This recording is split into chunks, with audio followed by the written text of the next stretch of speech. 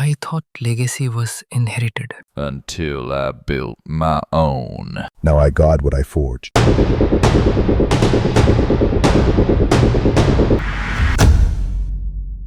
Most men don't break in war. They break in silence, in absence. Me?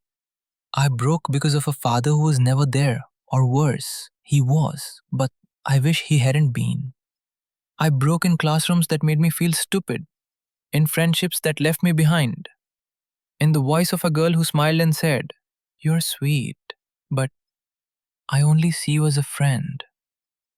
It wasn't the pain that shattered me, it was the comparison, the emptiness, the never ending echo of "you're not enough, you'll never be enough." So you adapted. You became the funny one, or the invisible one, or the fake tough guy who laughs at everything. You learned not to cry, but also not to speak, not to trust, not to love. And now you're not you.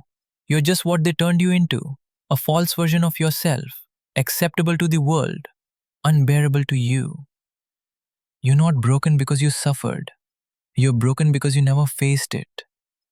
Every wounded man has two options: to hide or to rebuild. And rebuilding isn't healing, it's going back to the battlefield, wearing armor forged from your own pain. Don't look for peace, look for purpose. Pain doesn't go away, it gets mastered. A video won't save you, a decision will. The decision that your broken version no longer gets to speak, that you're becoming something even she would fear coming back out.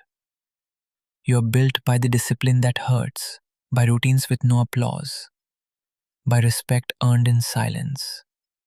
You're built by brutal honesty with yourself, by refusing to blame anymore, by the fire that rises from an open wound. I'm Noah, and if you're broken, don't run. This is where your rebuilding begins. This is Dynasty Codex, and this was only the first page.